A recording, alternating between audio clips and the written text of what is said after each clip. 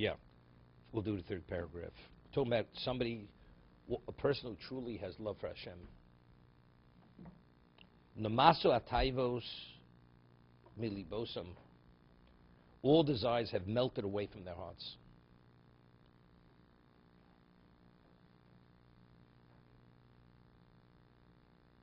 V'nekar mihem hakosef l'tainugim. And it's been uprooted from them their craving for pleasures. A person who's Avos Hashem, 880. Third paragraph. Why? Because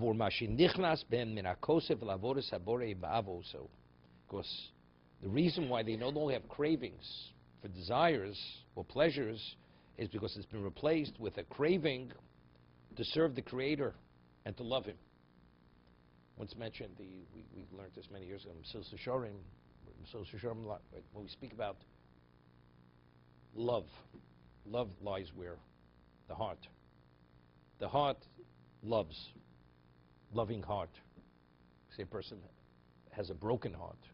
Right? The heart is the emotion. So he writes, the Mesillas Yesharim, that the heart has to love. It's an organ, or some level, it has to be occupied with love. So if it's not occupied with loving Hashem, it has to love. It's going to gravitate to love something else. So therefore it's very good.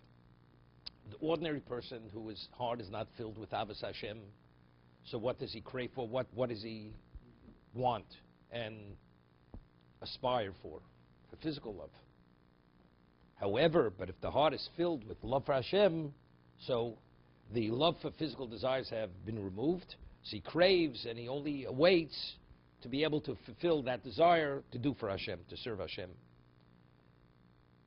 V'nifsach chuma meirayoneim. This is the fire of instinct is put out in their hearts. Right, rayoneim means in their thoughts. Ma'otzem mashlvoshem or havoda, because of the intensity, what they've been engulfed with, the light of service. Moshe Erelo laner nochach or hashemish. Says if you have a candle and you put a candle in the sunlight, bright sunlight, you don't even notice the light. Same thing. The intensity of the desire to serve Hashem, because of love, it totally overshadows the whatever desire a person has in the physical. That's how overwhelming it is. V'nichnu mivnei mora Elokeim, and it's been subdued and subordinated because of the reverence for Hashem. V'zvadu lefanu b'kitzuram, and they confess before Him for their shortcomings. V'shalchu lavodoso, and they bow to a service lochosh l'chesron, and they're not concerned about what they're lacking, because all their mind is occupied with. You know, it's interesting. We read that Avram Avinu hitched his donkey when he went to the Akedah. How old was Avram at the time of the Akedah? Rabbi, 137 years old. Avram was a very wealthy man. I mean, he had hitched his own donkey. Rising early, we understand. V'yashkem Avram b'boker. So that shows this is Zrizim Akdim L'mitzvahs we learn from this. That when you do a mitzvah, you should do it with alacrity, with zeal. But what about hitching the donkey? Right? So the Gemara, so Rashi cites Chazal, Ha'ava mekalkelis is Ashura. That love overrides all protocol. What does that mean? Avram what? Avram knew how wealthy he was. He knew he could have had a servant, a slave to hitch his donkey. He knew he was 137 years old. So what did he do it himself?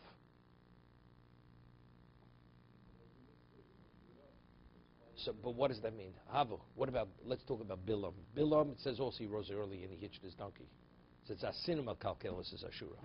Hate totally disrupts and overrides all protocol. The man was such a pompous, self-centered, everything, in every negative characteristic. A man like that, who demands honor and acknowledgement continuously, he should hitch his own donkey. Comes to hate, he'll do it himself. So what exactly? So what I explained it was, if a person is consumed with something, consumed, whatever, let it be hate, let it be love, all that exists at that moment is what? Is the love and the hate. Nothing exists. Bilam doesn't exist. L'havdil Avram Avinu doesn't exist. All that exists is doing the will of Hashem to Avram Avinu.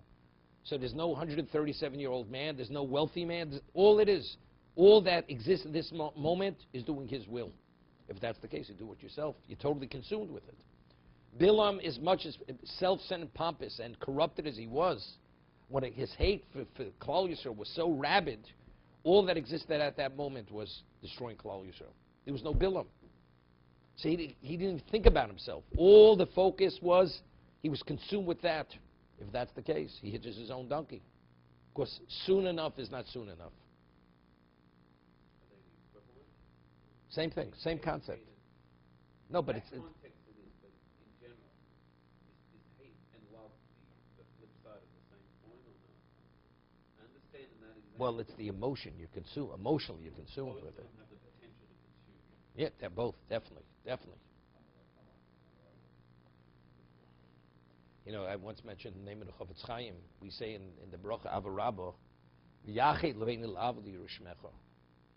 You should designate our hearts exclusively la'avo u'liyirishmecha, to love and to revere your name. Right? We say it every day in Avarabba. So he says, what is V'yachet leveinu? What asking Hashem? So he says, what is it analogous to? He says, I've mentioned this many times over the years.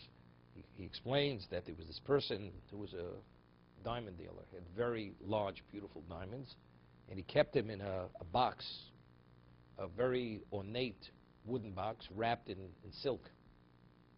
And he was going out of town. So he asked his neighbor and if he could watch the diamonds for him. So the neighbor always wanted to see these exquisite gems. So he asked him permission, could he look at the diamonds when he's away? Does he give him to open the box, look at the diamonds? He opens it, opens the box. He unwraps the silk cloth, sees these diamonds. He's never seen anything like it in his life. And alongside the diamonds, there's decayed apple cores, together with the diamonds. Little refuse in the box with these precious diamonds. He doesn't understand. Something doesn't make sense here. We're talking about extremes from one end of the world to the other. Precious, the ultimate, and something which is whatever. So the Chovot Chaim says, what is the heart designated for? For Avos Hashem. But in that same heart, what do we have? We love many other things. It's almost disgraceful. Here we love Hashem. In that heart, you have, you're ashamed even to think about what else exists in that same location. So therefore, we ask Hashem, that you should give us the ability that the heart should only be occupied, only exclusively for Ava and Yiras Hashem. That's the Chovot Chaim. To be continued. I don't understand the rotten apple in the same box. Just so that he would remind himself. No, what does the rotten apple have to do with the diamonds? Same thing. What does loving anything else have to do with Avos Hashem? No, you love the opera and you love Hashem. It's in the same heart. There's a wonderful story by that other great David singer, Henry Ford, who never did a toilet for anyone, and he went out of his way never to do a toilet. So one day there was a dog that was yelping outside his window, obviously in a lot of distress.